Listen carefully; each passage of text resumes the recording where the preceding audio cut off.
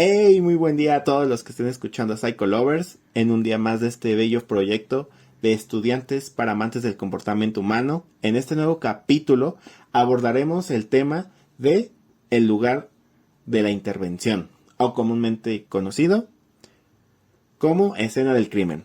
Esperamos que sea de su agrado. Trataremos de cambiar algunas palabras para que en YouTube no nos censuren, en caso de ser necesario.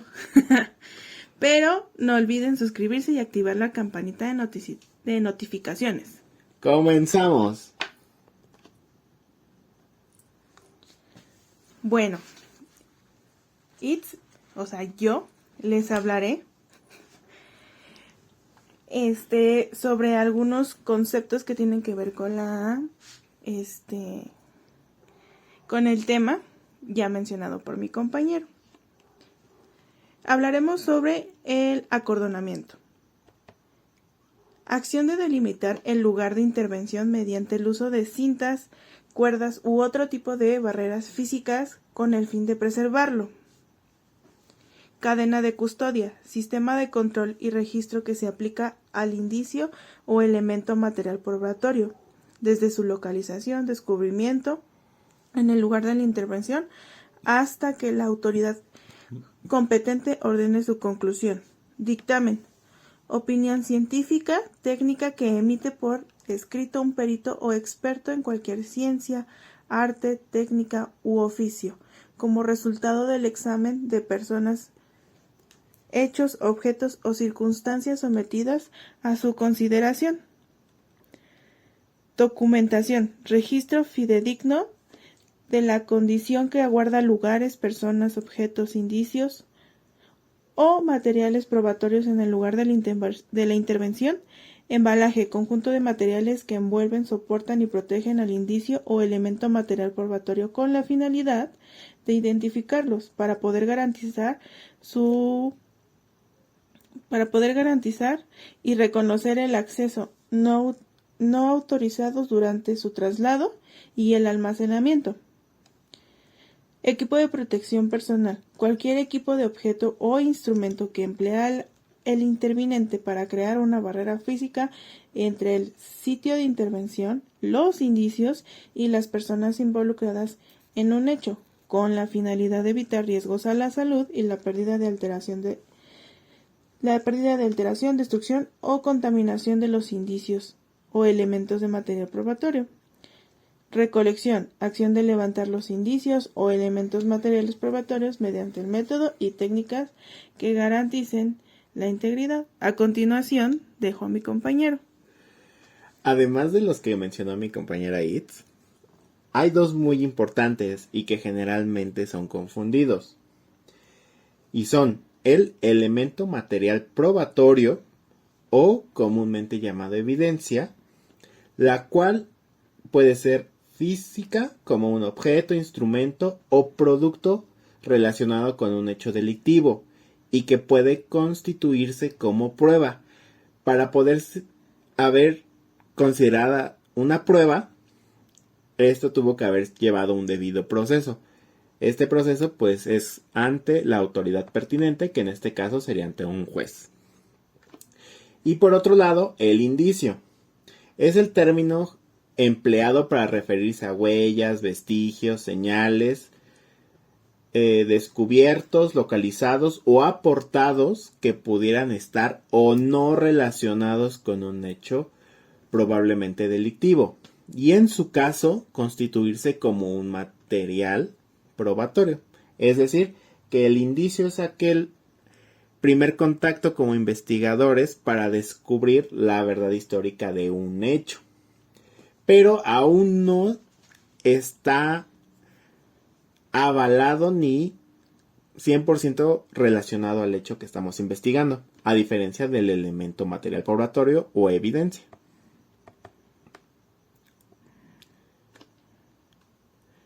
Como vemos, generalmente a todos le llamamos evidencia, pero la realidad es que hasta que no se asocia el hecho con un debido proceso no se considera como tal.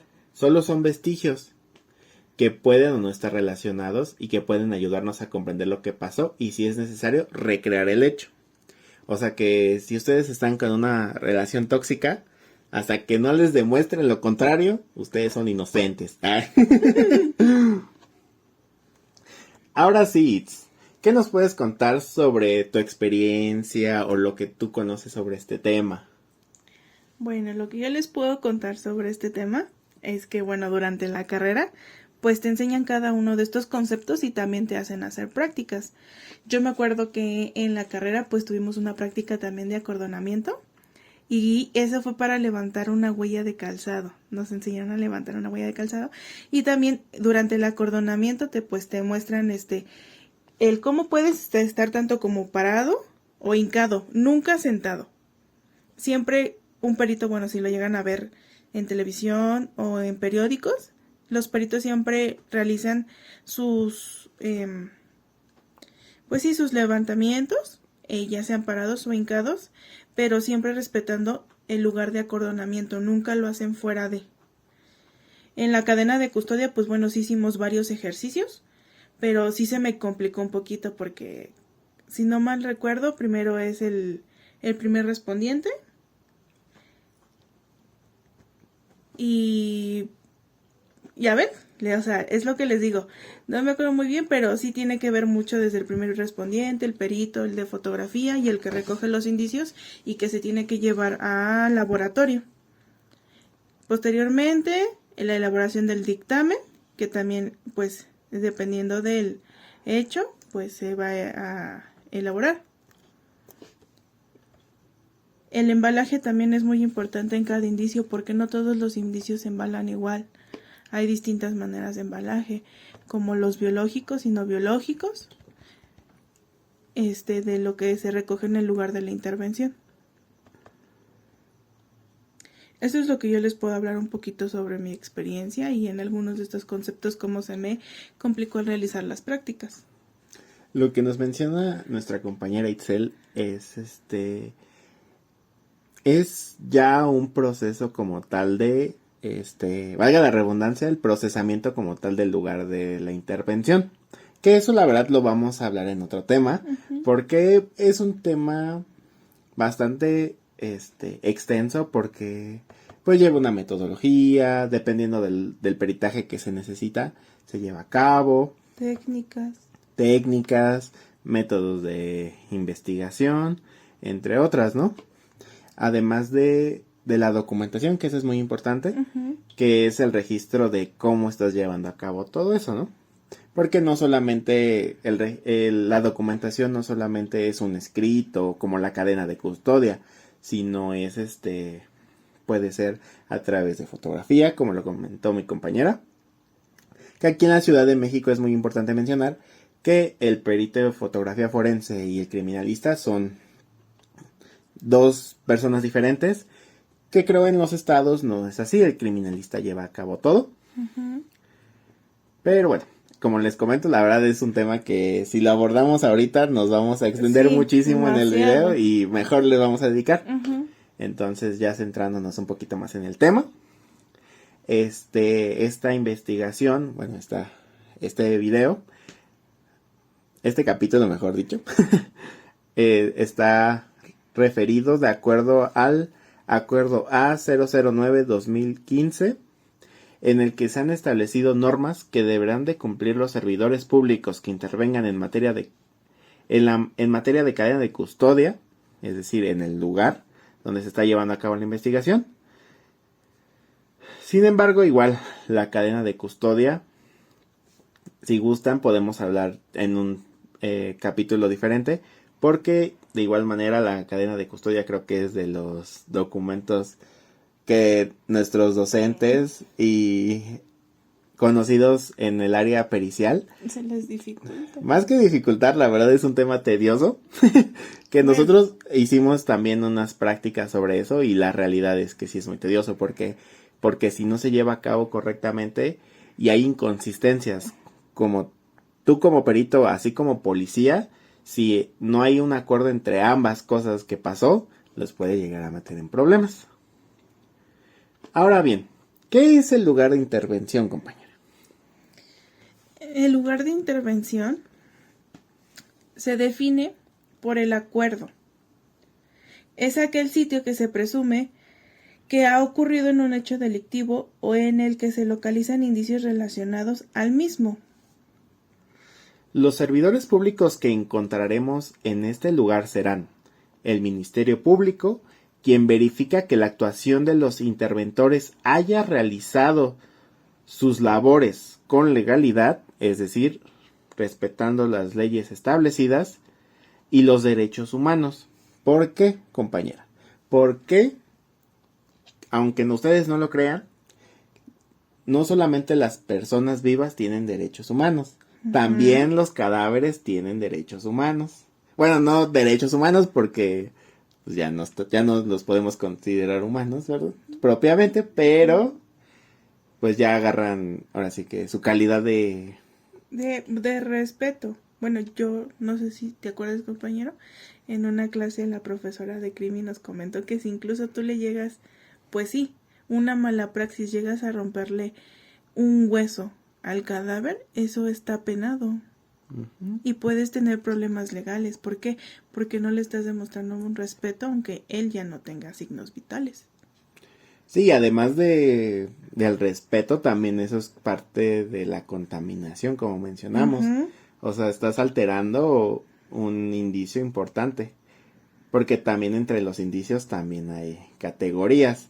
Hay unos que son más relevantes que otros. Y obviamente en el caso de un homicidio o un presunto homicidio, porque pues la realidad es que no sabemos qué pasó como tal. Pero pues obviamente el material probatorio más importante pues es el cadáver, ¿no? Para saber qué pasó.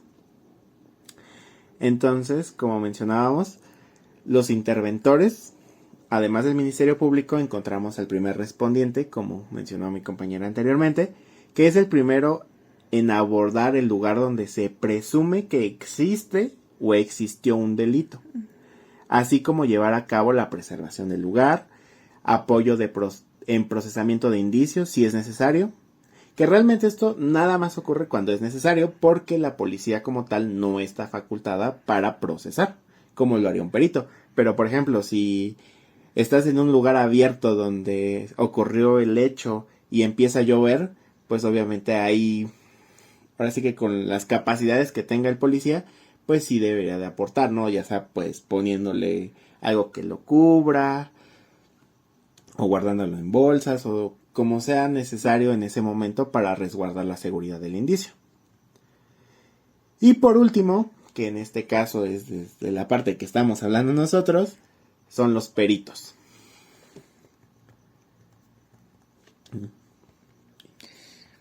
Los peritos es la persona con conocimientos especiales en alguna ciencia, arte, técnica u oficio que ejecuta las actividades del procesamiento de los indicios o los elementos materiales probatorios y emite recomendaciones para su traslado. Asimismo, recibe y analiza los indicios en las instalaciones de los servicios periciales y emite el informe o requerimiento o un dictamen correspondiente. Así es, compañera, como lo mencionas. El dictamen, como ya lo mencionamos anteriormente, como lo mencionó mi compañera, es aquella opinión técnica emitida por el experto en servicios periciales. En servicios periciales, que dependiendo de la solicitud del Ministerio Público es el que lo va a emitir. Sin embargo, eso creo que es algo que nos faltó mencionar anteriormente, compañera, y es, ¿qué es un informe? Bueno, es ¿Lo que recuerdas? sí hay diferencia de un informe a un dictamen. Si mal no recuerdo, el informe solamente pasa como a narrar, por así decirlo, lo principal que llegaste a ver, lo más importante, por así decirlo. Y el dictamen pues ya es una serie de desgloses, porque tienes que poner la metodología, la técnica que utilizaste, tienes que dar conclusiones en el dictamen de lo que viste, y los tipos de indicios que levantaste, cómo los levantaste, si hubo cadáver, en qué posiciones estaba, cómo se encontraba. También tiene que ver mucho si se encontraba en espacios abiertos, en espacios cerrados, si había luz normal, luz artificial, todo eso se ve lo tienes que transcribir en un dictamen. Y el informe pues digamos que Bueno, más que lo más importante, el informe se realiza cuando no pudiste llevar a cabo la solicitud del Ministerio Público. También, o también cuando nada más Ministerio Público te dice que solamente realices un informe. Es que, o sea, es dependiendo de la situación, porque no siempre te lo van a pedir así. Ajá. Digo, yo lo veía eso en servicio social. Claro, pero es que acuérdate que es diferente en el servicio que ya como haciendo un peritaje, Ajá, porque sí, ¿no? Donde hicimos el servicio pues nos tocó en el área, bueno, a ti te tocó en el área de Psicología y de peritaje psicología, psicológico. Y pues había veces pero que ajá. en archivos los que ya no estaban, lo único que hacían es hacer un informe sobre ese archivo. Ah, claro. Bueno, en criminalística eso también pasa, pero es y es un dictamen a base de expediente, Ajá. que es cuando propiamente el perito en criminalística no no llegó a la intervención Ajá. o no le correspondía, sin embargo, pues le toca trabajar bajo expediente. ¿Y qué es trabajar bajo expediente? Pues es que ahora sí que al perito le facilitan las fotografías, La información. la información en general para poder realizar su dictamen. Que a diferencia de un perito criminalística que acudió al lugar de la intervención, recordemos que solamente el perito tiene 48 horas para emitir su dictamen. Así es. Y cuando es bajo expediente, si no mal recuerdo, creo que tiene 15 días para hacerlo. Pero obviamente, pues no. Bueno, se entiende el tiempo porque no es lo mismo que tienes el conocimiento fresco, porque te acuerdas de lo que hiciste, lo que viste, etcétera, a tener que analizar imágenes o la información, ¿no? Que comparte tanto la policía como los mismos peritos, etcétera, ¿no? Pero bueno, a grandes rasgos, eso es lo que conforma al lugar de la intervención.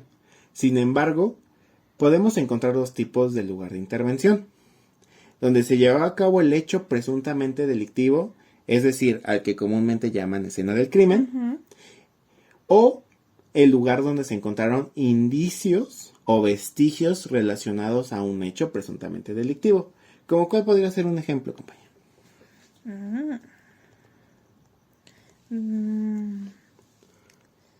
Pues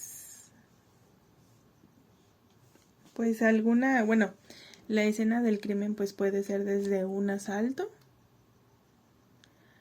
un robo a mano armada y pues ya hablando de temas fuertes, algún homicidio. Pero como tal, ¿cuál podría ser un lugar? O sea, ¿qué lugar para ti podría ser un lugar de hechos y de hallazgo? Pues de hechos, a lo mejor un banco, el robo de un banco. Ándale, exacto, compañero. ¿No? ¿Y de hallazgo? A lo mejor alguna casa donde haya Una casa abandonada, por ejemplo. Una casa abandonada y supuestamente te digan que ahí fue el primer lugar donde encontraron el cadáver y pudo haber sido que no fuese el primer lugar. Pero ahí es el hallazgo, ahí lo encontraron. Exactamente. Sí, claro, porque lo que pasa es que es común que se asimile, ya sea por los medios de comunicación o por creencia popular o por lo que sea, que ya el lugar donde vean peritos o que ya intervinieron sea el lugar donde ocurrió el homicidio, donde sucedió el hallazgo, el asalto. Ajá. Pero la realidad es que no. Hay más de trasfondo. Exactamente, porque ahí entra un tema muy importante para nosotros como investigadores, que es la interpretación. Que la interpretación a palabras del autor Ramírez Aldaraca deviene de lo inmaterial, de lo intangible. Es decir, que no es algo propiamente que esté presente, sin embargo, la ausencia de esa presencia es el indicio más importante que nos puede ayudar a definir el lugar. A palabras simples, compañera, nos referimos que... O sea, a palabras simples, bueno, siempre nos lo decían en la escuela, siempre observen. Exactamente. Todo a su alrededor. Y nunca dejen, así esté la pequeña basura tirada en el piso, eso puede tener un sinfín de huellas, métodos de identificación que tiene que ver con la escena. Claro, los detalles pequeños importan. Así es. Incluso hasta el bote de basura importa. Siempre observen todo lo que hay alrededor. Incluso lo pueden hacer en cosas banales, por decir, cuando vas caminando, tú observas cómo va vestido el de enfrente, el de atrás, quién viene al lado tuyo. O sea, te dedicas a observar. Y pues bueno, a nosotros en la escuela nos inculcan y nos desarrollan más esa parte de la observación. Claro, porque al final de cuentas es parte de más bien de una de las habilidades y cualidades de un investigador, que hay que ser muy buenos observadores. Uh-huh. ¿Por qué? Esto es lo que se refiere el autor. O sea, la interpretación no se trata de imaginarnos, ahora sí, o sacar nuestra imaginación más poderosa, como diría Bob Esponja. No, no se trata de eso, sino se trata de que observemos en el entorno en donde nos encontramos. ¿Por qué?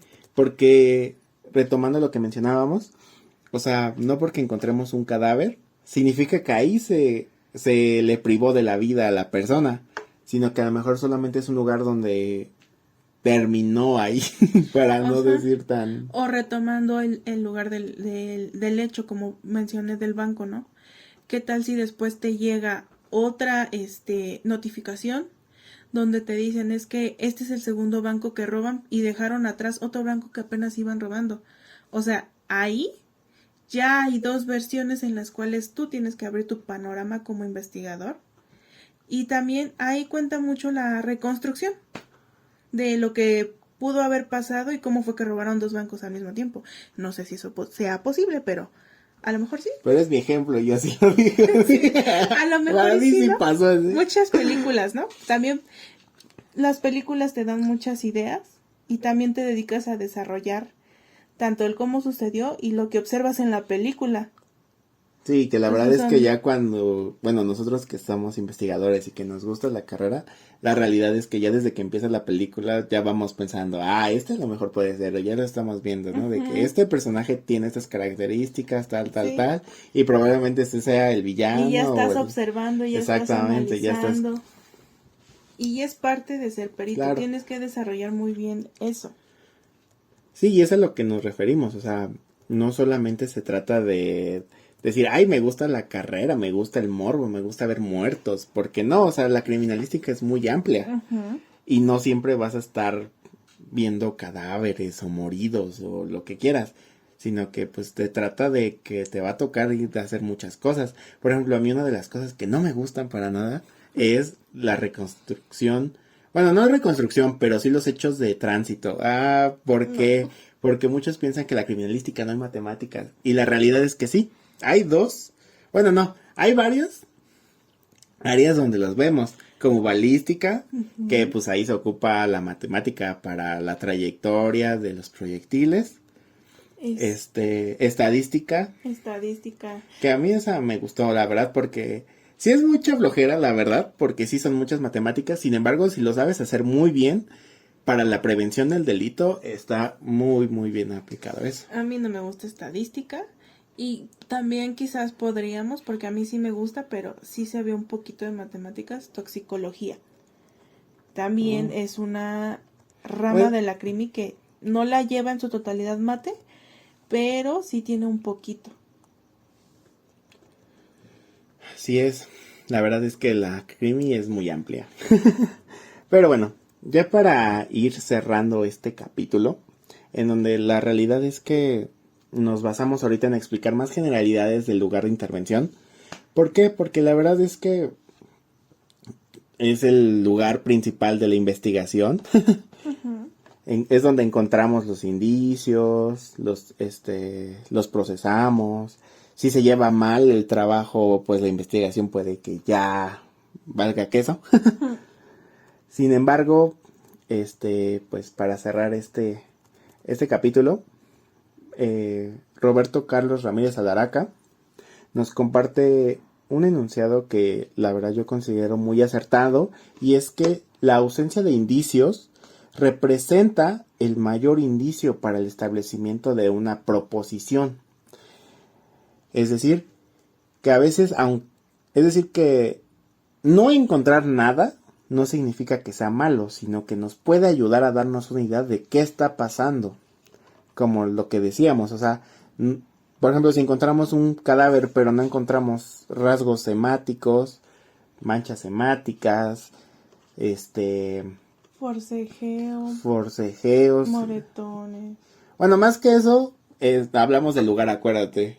O sea, sí, ajá, pero tiene que ver, o por decir que todo esté en orden y nada más. Exacto.